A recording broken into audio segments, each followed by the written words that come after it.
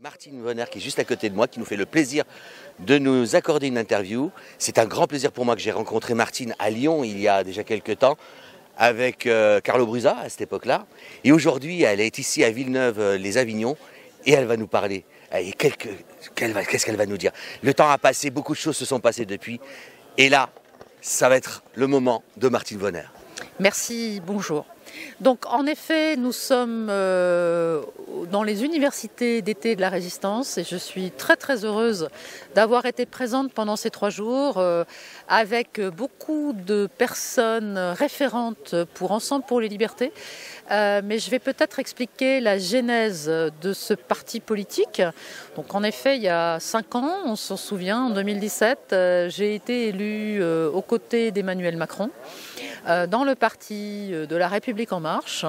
Et très rapidement, en tant que personne de la société civile, mais qui n'avait jamais fait de politique avant, j'ai quand même compris, à mon grand âge, quand j'ai été élue, j'avais 53 ans, et avec un parcours professionnel assez riche avant, j'ai quand même très vite compris que, en tout cas, l'effet de la Macronie était essentiellement un effet de communication et que derrière tout ça, il n'y avait pas de valeur, il n'y avait pas d'éthique, il n'y avait pas de morale, en tout cas de conscience politique suffisamment digne pour que moi je puisse continuer à leur faire confiance. Rapidement, j'ai été en marge puisque j'ai voté contre la prolongation du glyphosate, j'ai voté contre la proposition de loi anti-casseurs qui consistait à stigmatiser les gilets jaunes et à empêcher toute manifestation. J'ai voté contre le CETA et jusqu'en 2020 où j'ai été exclue de ce parti politique puisque j'avais une compréhension de la crise sanitaire tout autre et surtout j'essayais de mettre du débat là où de façon très naturelle il devait y en avoir, c'est-à-dire au sein même de l'hémicycle, et que tous les débats étaient absolument impossibles.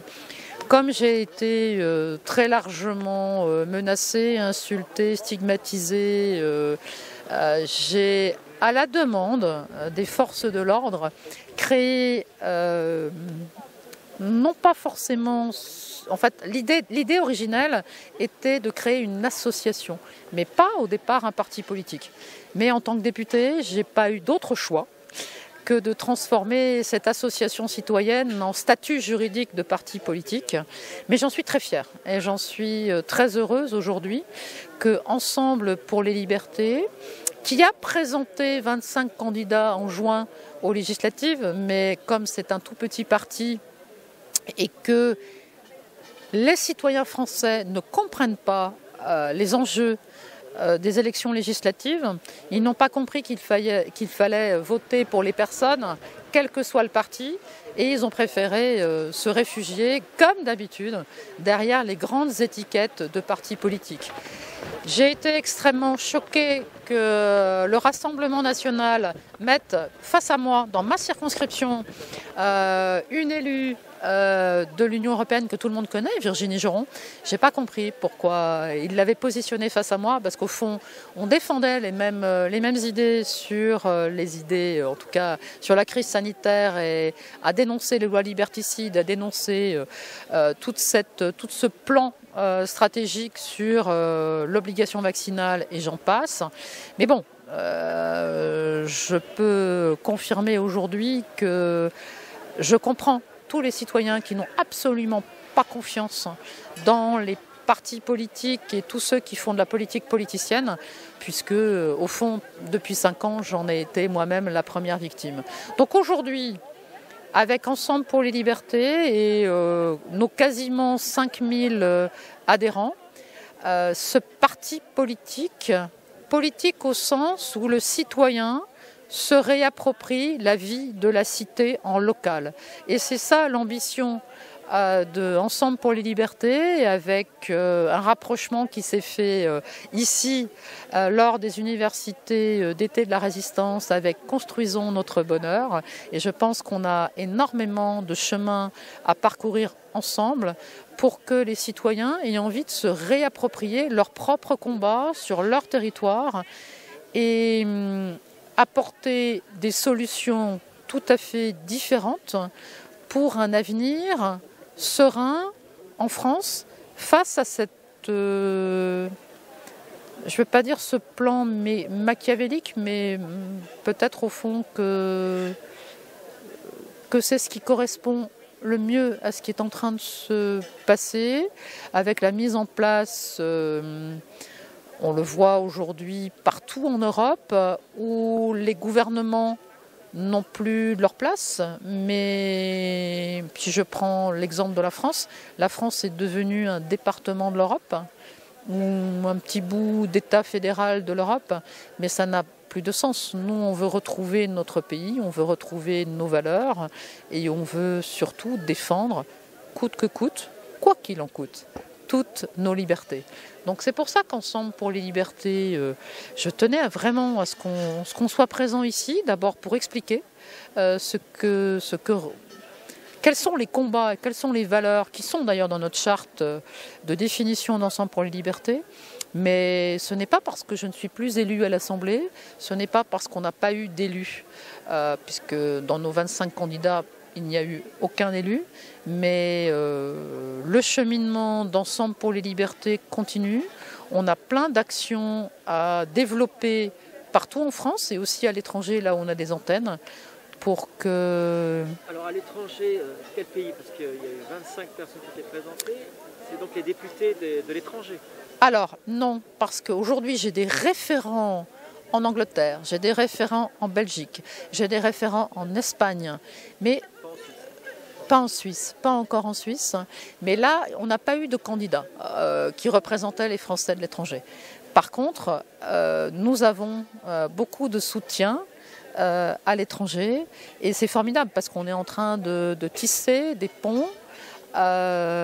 Et c'est important pour qu'on soit aussi dans ce barrage, parce qu'ils ont compris la même chose que nous, et ils sont eux aussi dans ce...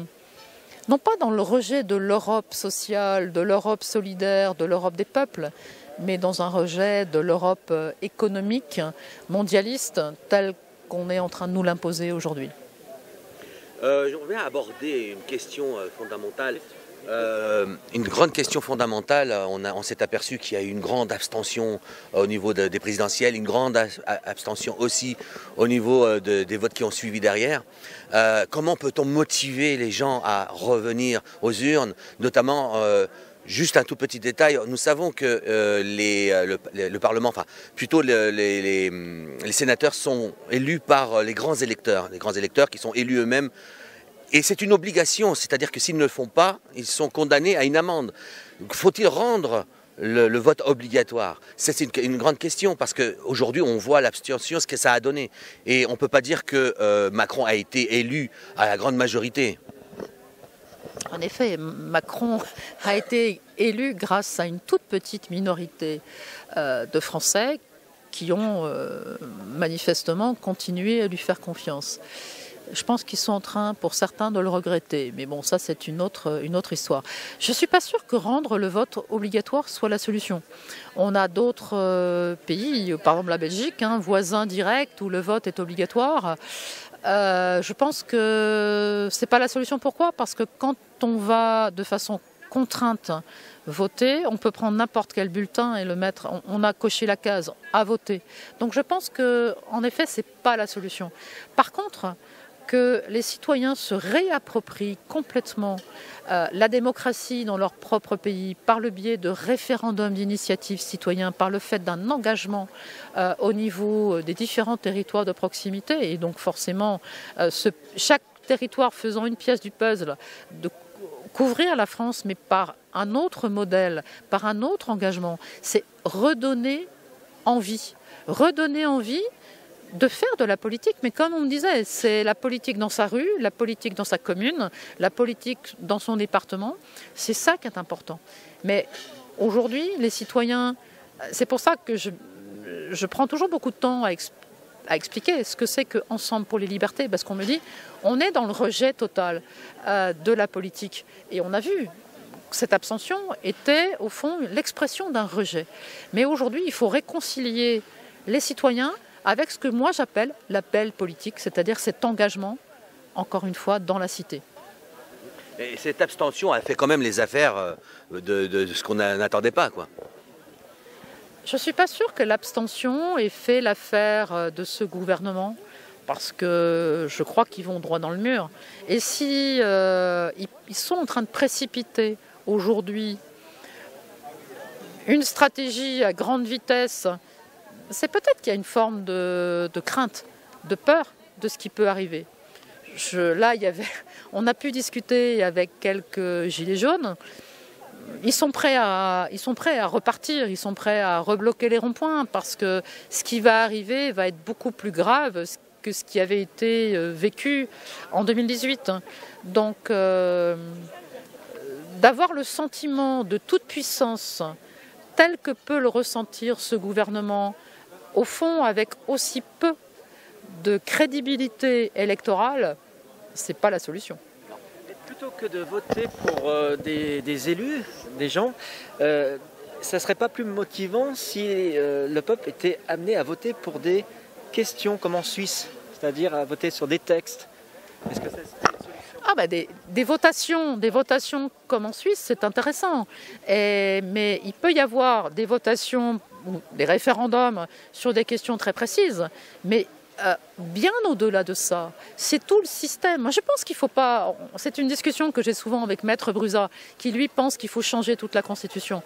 Moi, j'en suis pas sûre du tout, parce qu'on a quand même une belle Constitution qui est censée donner la possibilité au peuple de donner son avis par le biais de référendums. Mais aujourd'hui, ce n'est pas mis en œuvre. Aujourd'hui, ce n'est pas un outil qui est utilisé, parce que tout est fait, pour dégoûter les citoyens de la politique, et tout est fait, je l'ai vu de l'intérieur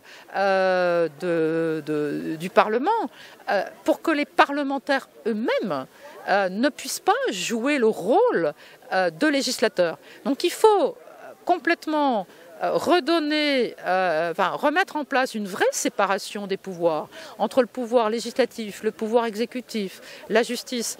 Mais aujourd'hui, il n'y a plus rien de tout ça qui fonctionne et qui est propre. Donc il faut se redonner les moyens, mais avec un socle réel d'institutions qu'il ne faut pas balayer comme ça d'un revers de main, mais dont il faut pouvoir contrôler de façon sûre et certaine le fonctionnement.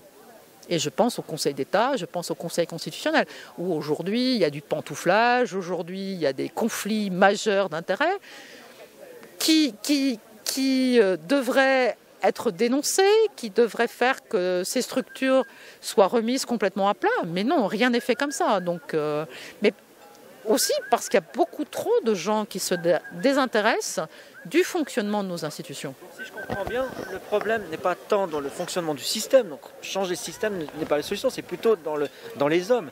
Et là, ça serait plutôt de mettre en place des garde-fous. Oui.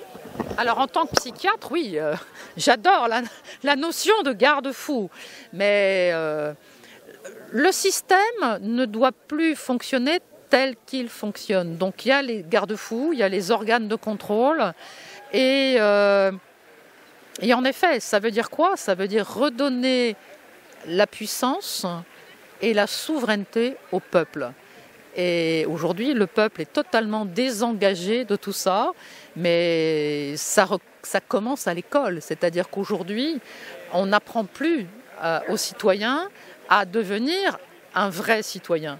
Et il ne sait rien du fonctionnement des institutions. Et quand je faisais ma campagne là pour les législatives, combien de fois on m'a dit « mais ça sert à quoi un député ?» C'est hallucinant d'entendre des choses comme ça. Voilà, donc beaucoup de choses sont à revoir dans notre pays.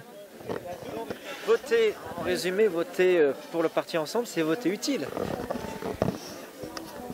Voter ensemble pour les libertés, on a donné la possibilité aux citoyens de le faire là, aux législatives. Ça n'a pas marché.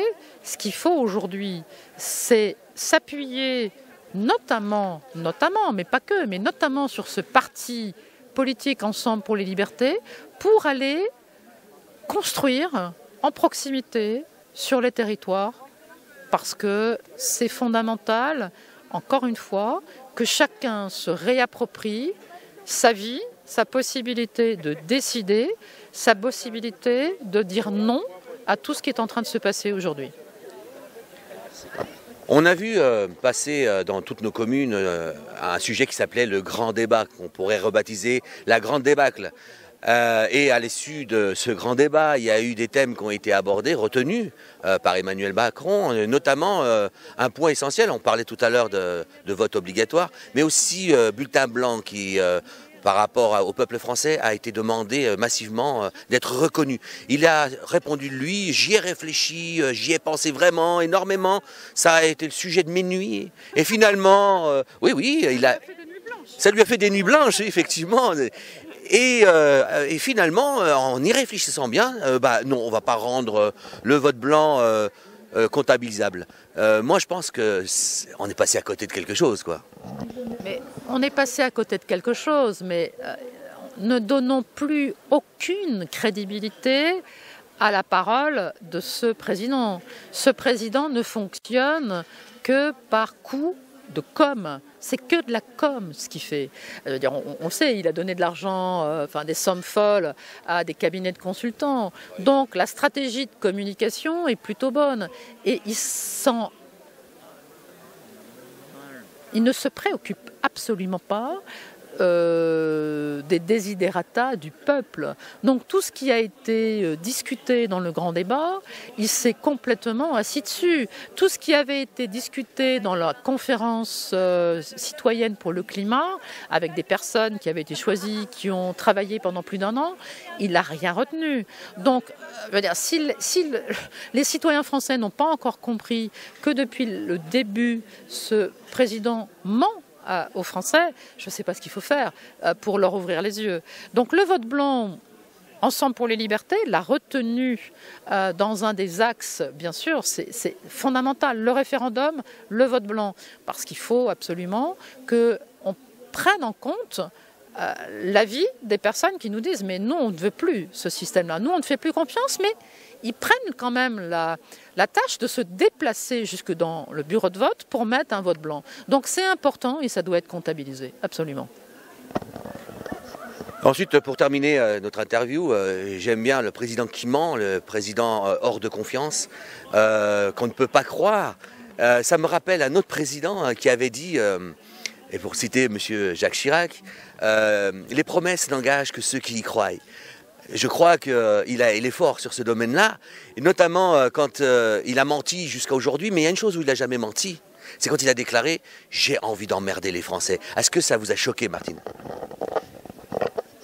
Ça m'a complètement choqué à la fois sur la forme, qu'un président puisse être à ce point totalement irrespectueux de son peuple. Et on voit, de toute façon, depuis 2020, il n'a fait que tenter de diviser les personnes jusque dans le plus profond de l'intimité, c'est-à-dire jusque dans les foyers. On se souvient des mesures complètement incroyables en disant « papy, mamie à la cuisine ». Enfin, c'était totalement honteux. Puis après, la façon dont il a culpabilisé les jeunes adultes en disant « c'est vous qui faites n'importe quoi et qui contaminez vos parents », etc. Bien sûr qu'on ne peut plus lui faire confiance. Il est irrespectueux. Moi, j'ai honte. J'ai honte. En regardant ce qu'il a été capable de faire. Enfin, il y a des scènes à l'Élysée qui sont juste hallucinantes. Quand il invite des drag queens, etc. Enfin, ça donne quoi comme idée de la France vis-à-vis de l'étranger et du président vis-à-vis de son peuple. Enfin, c'est absolument incroyable. Et il a été élu, et quand on est élu, on est le peuple de tous les Français. quel que soit le choix de ces Français, justement dans le vécu de cette crise, il aurait dû être le leader de la cohésion de la France, le leader d'un respect des uns et des autres dans leur choix par rapport à l'injection, etc. Il n'a fait que le contraire. Et c'est profondément heurtant. Moi, je suis très fière d'être française. J'avais des grands-parents polonais qui ont choisi la France et j'ai été élevée dans ce respect de la République et cette fierté des valeurs de la République. Et aujourd'hui, ce président, en tout cas par son attitude et par ses propos, est la honte de la France. Le président de tous les Français, oui, c'est ce qu'il a déclaré. On a posé la question à François Hollande, les autres médias ont posé la question à François Hollande en lui posant la question s'il était le président de tous les Français et s'il n'était pas plutôt le président des riches. Et Hollande a répondu non, ce n'est pas le président des riches, c'est le président des très riches.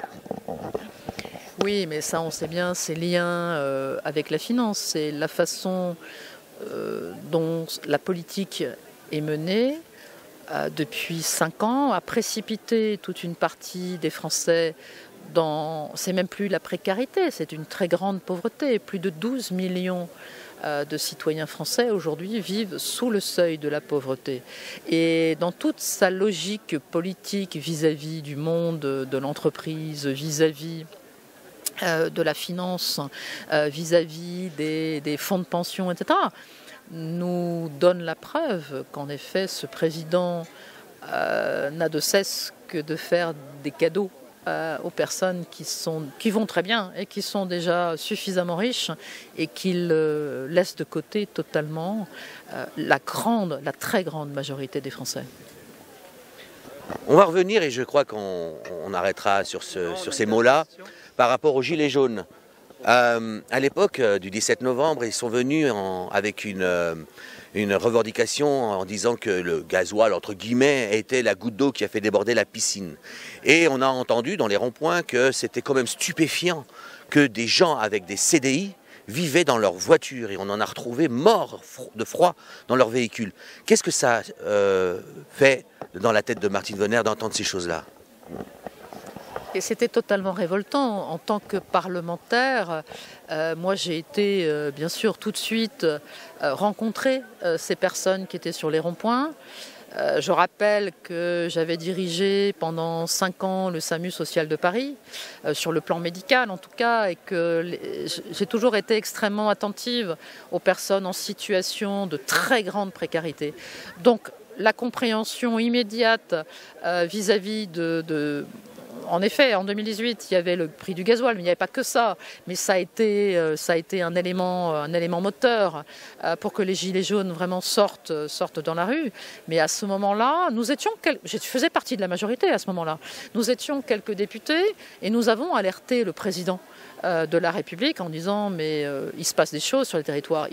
Les Français vont pas bien. Il faut aller vers eux. Il faut être force de proposition, etc. Et on s'est fait complètement renvoyer dans nos buts en nous disant mais attendez, c'est l'hiver, il va faire froid, ils vont tous rentrer chez eux. Voilà quelle a été la réponse du président. Et on a vu après que sur le plan législatif, la réponse du président était en effet la proposition de loi anti-casseurs, la répression, et il y a eu certes 13 millions votés d'urgence sociale, mais c'était une goutte d'eau et ça n'a fait que, on va dire, il a réussi à prendre un peu de temps, mais aujourd'hui on est dans une situation qui est bien pire que celle de 2018 et pour l'instant on n'a que des annonces par rapport à ce qui va se passer cet hiver sur le prix de l'énergie, de l'électricité, du gaz. Puis on le voit déjà en faisant les courses, l'augmentation du prix du caddie. Donc je suis même étonnée qu'il n'y ait pas déjà des mouvements sociaux. Je pense qu'on n'y échappera pas à la rentrée Enfin, la rentrée, on a déjà passé la rentrée, mais dans les semaines à venir, les mouvements sociaux sont attendus partout en France. Est-ce que le message des Gilets jaunes est parvenu jusqu'aux hautes sphères de l'État qui disait tout simplement, nous, ce que nous revendiquons réellement, c'est de pouvoir vivre dignement de notre salaire. On ne demandait pas une revalorisation, on ne demandait pas une augmentation ou des choses farfelues, juste vouloir pouvoir vivre dignement de son salaire. Est-ce que c'est remonté ça? Est-ce qu'on l'a entendu? Ce que je viens de vous dire, en effet, c'est qu'on était une quinzaine de députés à avoir transmis les messages au plus haut niveau de l'État, puisque j'ai moi-même téléphoné au président. Donc voilà, il y avait un dialogue direct encore. Mais il n'en avait rien à faire. Absolument rien à faire. C'est-à-dire que dans cette déclinaison d'une économie très libérale, la dignité du peuple, il n'en a cure, malheureusement. Donc il n'aime pas le peuple, il n'aime pas les Français. Alors, comme tout à l'heure, Martine a dit qu'on travaille en collaboration. Le groupe dans lequel j'anime, Construisons notre bonheur, et Ensemble pour la liberté, on s'est rencontrés au mois d'août et on a aujourd'hui, hier, formalisé un peu plus qu'on va se rencontrer pour travailler en collaboration.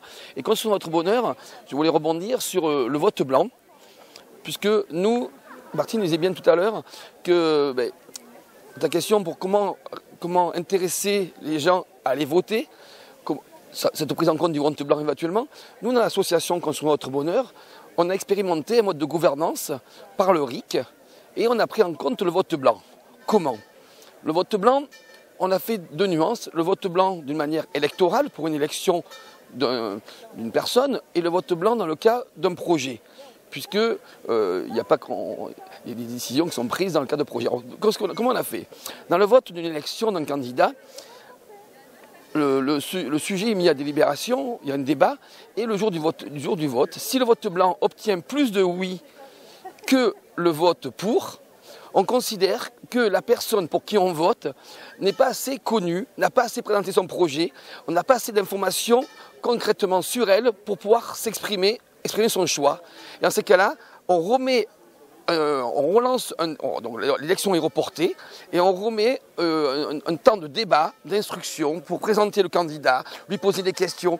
Donc, bien sûr, on met les outils pour justement permettre aux votants de connaître, en ces cas-là, dans un second temps, vraiment la personne, si elle correspond bien à ce qu'on souhaite. Voilà, donc du coup, dans le mode de l'élection, on reporte l'élection et on met les outils pour qu'on puisse poser des questions, voilà, plus de délibération. Et dans le cas de projet, si le projet n'a pas eu, pareil, si le projet a plus de vote blanc que de pour, ou de contre, le projet, ça veut dire qu'il n'est pas assez bien instruit, qu'il n'a pas été assez concerté, on n'est pas allé assez loin, on n'a pas tenu compte des questions, donc voilà, le projet donc, est remis à délibération, il est remis en un état de débat, à nouveau pour être à nouveau mieux expliqué et débattu. Voilà, donc le vote blanc, c'est une nuance-là. Et alors, dans le RIC, comment nous on a mis en place le RIC comme outil de gouvernance? Bien, donc tout le monde dans l'association, alors l'association Construisons notre bonheur dans le Var, on a monté une assemblée citoyenne, maintenant qui s'appelle l'assemblée coopérative, parce que citoyen en fait c'est quelqu'un qui vote, coopérateur c'est un peu plus engagé.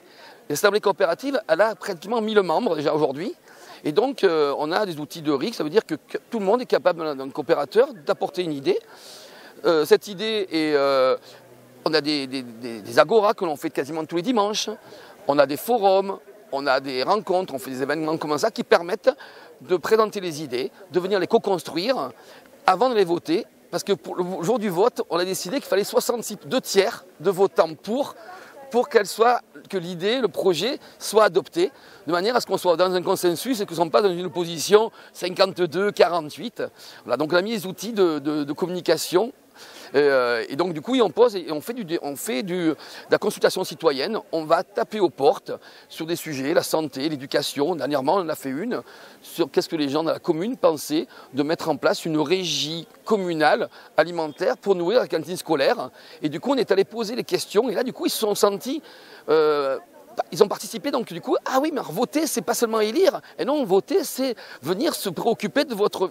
Et du coup, là, j'ai envie de dire, merci, c'est ça, j'ai envie d'aller voter dans ces cas-là, j'ai envie de m'exprimer. Et ça, donc du coup, Martine disait bien, donc nous, des associations comme nous, Construisons notre bonheur, qui sont uniquement localisées dans le Var et qui ne veulent pas aller au-delà du Var, c'est pour ça que le rapprochement avec Ensemble c'est Liberté est naturel, nous, on est là justement pour aller sur le terrain et aller interroger, faire participer le citoyen.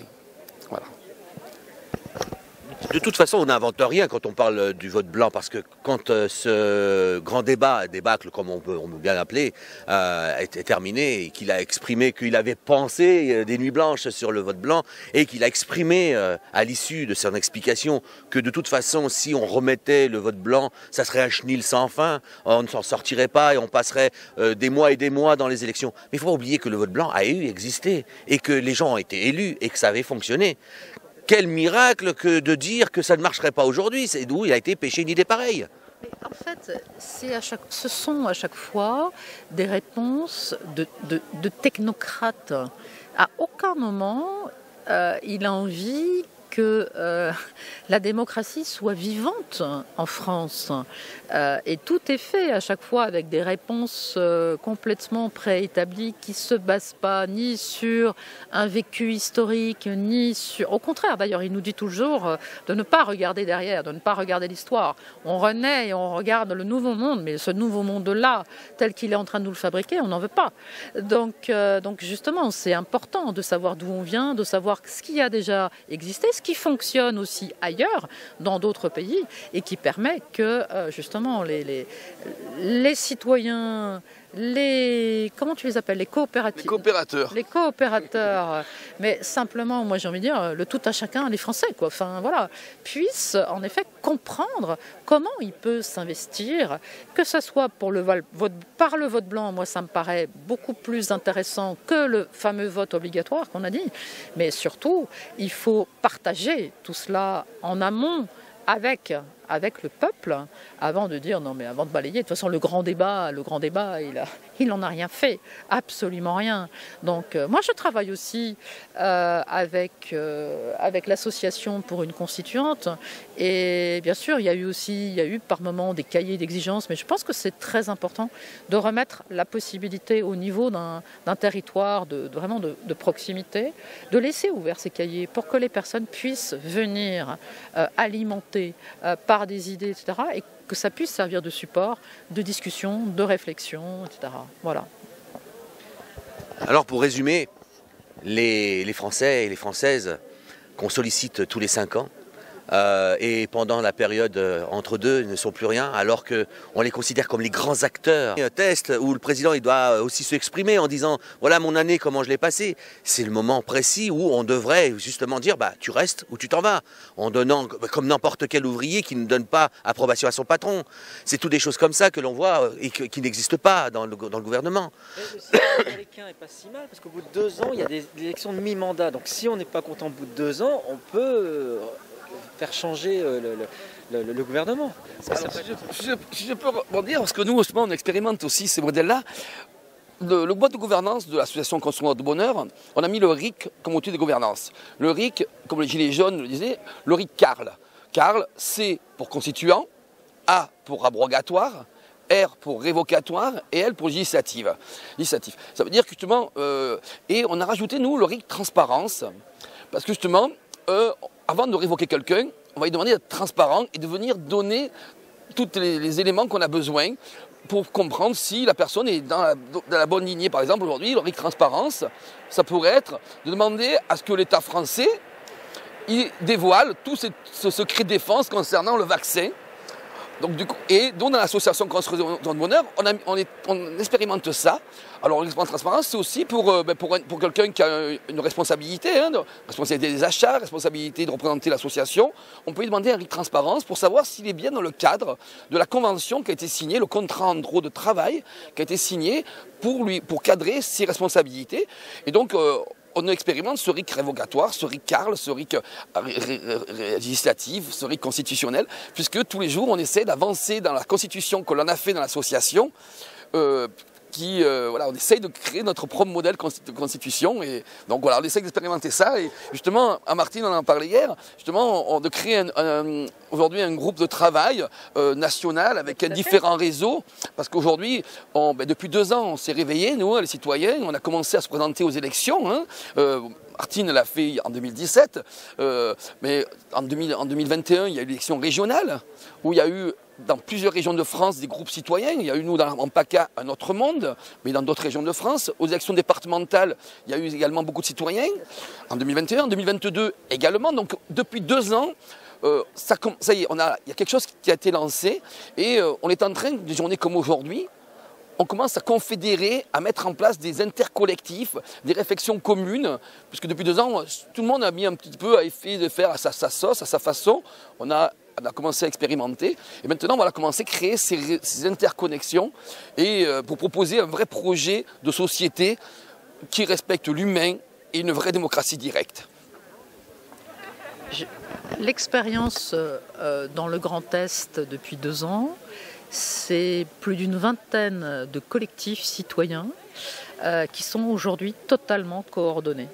Et c'est vraiment intéressant parce que ça donne, j'allais dire, une puissance de frappe au sens noble du terme pour les actions, pour les partages, etc., qui est absolument remarquable. Et en dehors même d'Ensemble pour les libertés, hein, qui est aujourd'hui en lien très direct avec tous ces collectifs, mais on voit qu'il y a une énergie absolument remarquable qui vient aujourd'hui de ces citoyens qui se réapproprient leur propre histoire législative et qui refusent en bloc ce qui est en train de se passer et qui est complètement dingue, quoi. Enfin, voilà. Il y a aussi un point très important et non négligeable. On parle du RIC, etc. et la fameuse révocation au cas où on ne montre pas obtention de bons résultats. Mais il y en a quand même eu dans le passé, dans notre histoire de France, un très grand homme, dans les 2 sens du terme, grand par la taille et grand par sa force de persuasion, qui avait déjà tout compris, lui. Et il avait tellement bien compris qu'il a fait un référendum pour demander au peuple français s'il devait rester au pouvoir. Ce grand homme n'était autre que Charles de Gaulle. Et il a obéi au référendum qu'il a proposé. Il s'est lui-même mis sur l'échafaud, il a donné sa tête et il a obéi. Comme quoi c'est faisable. Pourquoi nous n'avons pas aujourd'hui, excusez-moi du terme, des hommes comme le général de Gaulle qui savait porter ses couilles. Voilà. Peut-être on était endormis quand même, hein, on était bien en France. Tant qu'on est bien, tant qu'on n'est pas... On n'a pas besoin de se remettre en question. Et on a laissé, c'est notre faute, on n'a pas pris notre responsabilité de venir demander des comptes aux élus, on l'a laissé faire. Et donc, c'est notre faute, hein, je pense. Alors, le dernier référendum, Macron, dans le dernier mandat, il y en a eu un référendum qui a voulu être initié sur les aéroports de Paris. Un référendum à l'initiative d'un gouvernement n'est pas une initiative citoyenne, puisque c'est eux-mêmes qui décident quel est le quota le minimum de voix pour pouvoir être mis au vote de l'Assemblée. C'est eux qui décident les outils pour voter, comment, où, comment, pourquoi. Donc si c'est un organe de gouvernement qui décide comment et pourquoi, c'est pas possible. C'est ça, exactement, c'est ce qu'on disait tout à l'heure. Donc du coup, je vais laisser rebondir Martine, sûrement.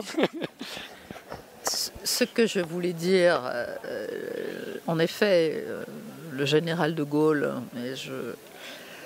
j'allais dire, j'ai été élevée par un père qui avait toutes les mémoires du général de Gaulle et qui en faisait un sujet de référence. Donc bien sûr, c'était un grand homme, et vous l'avez très justement dit. Aujourd'hui, nous avons à la tête du pays un produit fabriqué. Ça n'a rien à voir. Et j'ai même pas envie de parler du monde de la banque ou de la finance, mais on voit bien que nous avons un président qui est complètement aux ordres de décisions qui viennent de bien au-dessus. On va simplement s'arrêter à l'Union européenne, mais c'est un simple exécutant. Le général de Gaulle avait évoqué également la sortie de l'OTAN, ou surtout le fait qu'il fallait... Voilà. J'aimerais bien qu'on reprenne toutes ces idées, mais pour y arriver, il faut vraiment que le peuple français se réapproprie son histoire. Et il faut rendre sa dignité au peuple. C'est un travail qu'il faut peut-être faire sur le préambule de la Constitution d'ailleurs. Je ne vais pas rentrer trop en détail, mais on a des sujets de réflexion comme ça chez Ensemble pour les libertés. Mais aujourd'hui, le peuple est piétiné, le peuple est bafoué, le peuple, on avait vu aussi la question Maastricht et voilà. Et ce qu'on en a fait, et les décisions qui ont suivi cela et comment le peuple peut encore continuer à faire confiance dans ces conditions-là. C'est pas possible. Donc il faut tout retricoter ou tout détricoter pour proposer un nouveau modèle et je crois qu'ensemble on est capable d'y arriver. En tout cas, on est beaucoup aujourd'hui à travailler dans ce sens-là. Donc c'est sûr que je pense qu'on peut avoir vraiment confiance parce que moi, souvent, je dis merci Macron. Merci Macron, parce que c'est vrai que ça nous a réveillés. Ça fait 2 ans, aujourd'hui, pendant les élections, même tous les jours, quand on demande aux gens depuis quand ils ont commencé à prendre conscience que ce modèle ne leur convenait plus, ça fait 2 ans seulement en gros. Pour beaucoup de monde, ça fait que 2 ans. Donc merci à toutes ces mesures qui mettent en œuvre, liberticides, tout ça, parce que ça nous réveille. Et donc aujourd'hui, voilà, on est arrivé à un bout d'un système. Et ce modèle néolibéral est à bout de souffle. Donc où on les laisse faire, mais ce n'est pas le cas. Et où justement on réinvente un autre monde, le nôtre, pas celui des multinationales. Et c'est ce qu'on est en train de faire. Donc moi je suis très confiant. J'ai juste une dernière question, et opportuniste quelque part, par rapport à tout ce qui s'est passé depuis 2 ans et l'enchaînement gravissime des réactions, des réponses qui sont données. Martine, il a été à l'intérieur, qui a entendu, qui a vu, qui a lu peut-être des choses passées, à son avis personnel, mais a certainement entendu l'avis des autres. Nous, les petits, nous avons la conviction que tout est mis en œuvre pour créer ce qu'on appelle une guerre civile. Est-ce qu'à l'intérieur, dans ces hautes sphères, ce n'est pas la volonté réellement de provoquer cette guerre civile afin de pouvoir enfin enlever la souveraineté des Français et proclamer ce qu'on appelle, la loi martiale? Ça, moi, je n'y crois pas du tout.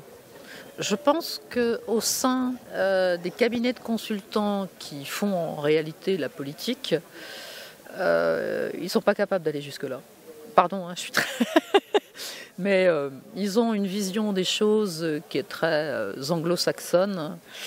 Et ils sont dans une dynamique tout autre, qui va peut-être amener de fait, parce que la souffrance du peuple sera telle qu'il y aura peut-être, en tout cas des mouvements sociaux. Jusqu'à une guerre civile, je n'en sais rien. Ce qui est sûr, c'est que s'il y a de nouveau des mouvements sociaux, par contre, les armes au sens très large, c'est-à-dire que même la loi qui sous-tend la répression du peuple va donner beaucoup plus de possibilités à l'État français de réprimer ce qui est en train de se passer dans la rue. Quand on parle de guerre civile, on a plus en tête le peuple une espèce de guérilla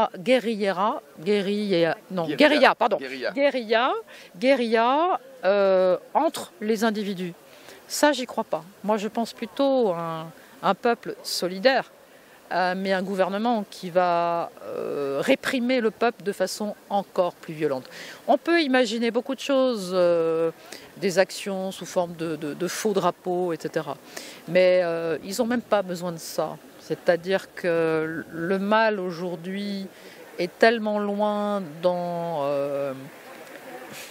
C'est-à-dire que ce qui a été fait depuis quelques mois, voire années, pour détruire la France, et je pèse mes mots, quel que soit le champ, plus rien ne fonctionne dans notre pays, mais tout cela a été mis en place progressivement par un gouvernement qui détruit petit à petit tout le service public, tout le service au public.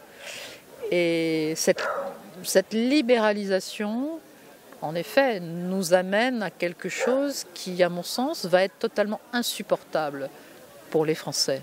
Mais en fait, c'est ce qui est mis en place en termes de gestion des entreprises, de la détérioration de l'économie, etc., qui de fait va aboutir à ça. Mais de là à dire que tout est fait pour et que l'objectif soit la guerre civile, non. Je n'y crois pas. Tout à l'heure de division, c'est vous-même qui le disiez. Bien sûr. Tout est fait pour diviser les uns et les autres, pour les mettre les uns contre les autres. Comment on va finir par ça va finir comment ça? Si c'est pas par une guerre civile, je vois pas autre chose parce que c'est vraiment une volonté, on le voit clairement, les uns contre les autres.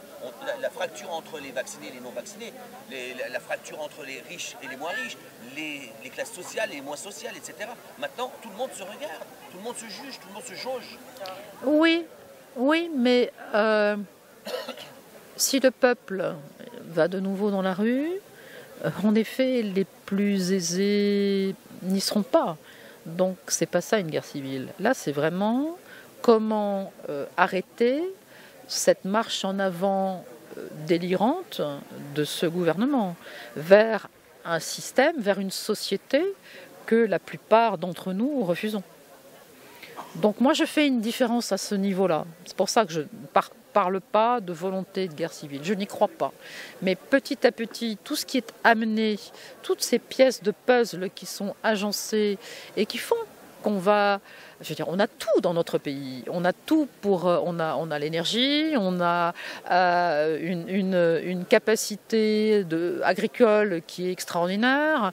On est capable, j'allais dire, de subvenir à nos propres besoins. Je ne suis pas en train de dire qu'il faut fermer les frontières, hein, mais je veux dire, on est aujourd'hui...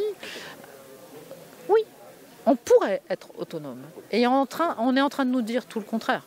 On est en train de mettre en avant la dépendance énergétique, etc. Et tout cela fait partie du grand spectacle, non, mais de la torture que ce gouvernement mène vis-à-vis de son peuple. Alors, c'est vrai que, pour répondre, c'est vrai que les non-vaccinés ont été stigmatisés. Ça c'est clair, ils ont voulu créer en effet cette fracture sociale et dans un premier temps, ils y sont arrivés. Maintenant, je pense que c'est en train de quand même... Le peuple, l'humain, est intelligent quand même. Et donc aujourd'hui, il est en train quand même de prendre conscience qu'il y a des effets indésirables dans ce vaccin qui sont nombreux. Et les non-vaccinés sont vus différemment. Donc je ne suis pas sûr qu'ils vont arriver justement à créer, vraiment à stigmatiser, à nous opposer les non-vaccinés et les vaccinés. Je crois vraiment, j'ai confiance en l'humain. Il y a une vraie intelligence collective. Une vraie intelligence collective. Voilà, Hein, malgré eux. C'est ça. Et ça, je pense qu'ils l'ont peut-être un peu sous-estimé. Pour relocaliser, nous on travaille aussi depuis longtemps sur un plan alimentaire territorial. Et dans le Var, donc à nouveau Consommer notre bonheur, on travaille sur... Parce que si on va sur un site qui s'appelle... j'ai perdu le nom, sur le coup, peu importe. On peut savoir quelle résilience alimentaire on a par territoire. Il y a le fameux projet d'ICRIM avec Alexandre Boisson. Alors, le DICRIM, normalement, il ne prend pas en compte le problème alimentaire. Non, mais ça permet aux élus locaux de comprendre la logique de l'autonomie, de l'indépendance, etc. Et c'est le premier pas, mais on n'en est pas là. Alors, le DICRIM, c'est vrai que le DICRIM, d'ailleurs, il y a des actions qu'on a eu fait, nous, justement, pour toucher les préfets. Bien sûr. Pour que dans le DICRIM, c'est en fait, je ne sais pas si vous connaissez le DICRIM, ça prend en compte tous les risques sanitaires, géologiques et autres. Et donc, par contre, le problème alimentaire n'est pas pris en compte. Dans le Var, on est à 6% d'autonomie alimentaire dans le Var. Et nous, on essaye de promouvoir aussi les sociétés coopératives d'intérêt collectif. Donc un mode de structure, ce n'est pas la SCOP traditionnelle. La SCOP, c'est un intérêt d'une corporation. La SIC, c'est dans la gouvernance, il y a plusieurs parties prenantes qui font partie de l'activité, donc les salariés par exemple, les fournisseurs et les clients. Et on travaille, on lance deux SIC, une à l'alimentaire, et justement pour mettre en place des gouvernances horizontales et pour justement avoir cette meilleure... On n'attend pas des élus qui nous trouvent les solutions, et directement on essaye de trouver des solutions au niveau alimentaire, parce qu'il y a des terrains qui sont cultivables et tout ça. Et du coup les gens adhèrent bien, parce que du coup, on part dans ce mode de structure coopérative, d'intérêt collectif, les gens qui ont un terrain le mettent volontiers à disposition Et maintenant, aujourd'hui, d'ailleurs, par la SAFER, qui avant, les gens avaient peur de donner un terrain, mettre un terrain en culture parce qu'ils perdaient leur propriété commerciale, entre guillemets. Aujourd'hui, il existe des règles qui permettent de pouvoir le mettre sans perdre la propriété. Si on arrive à, on va dire, à convaincre en plus après des élus locaux, je pense que tout est gagné parce que les prochaines élections municipales, c'est pas encore tout de suite. Donc n'attendons pas pour mettre aux côtés des citoyens, et les élus locaux sont des citoyens, je veux dire une vraie dynamique comme ça de partage de ces idées, de ces plans, etc. De toute manière, s'ils veulent être encore réélus la prochaine fois, il va falloir qu'ils écoutent parce que sinon ils risquent de plus être réélus. En tout cas, vive, construisons notre bonheur et vive ensemble pour les libertés. Et vive tous les autres engagés dans cette haute société. Et merci Martine, à bientôt. À bientôt.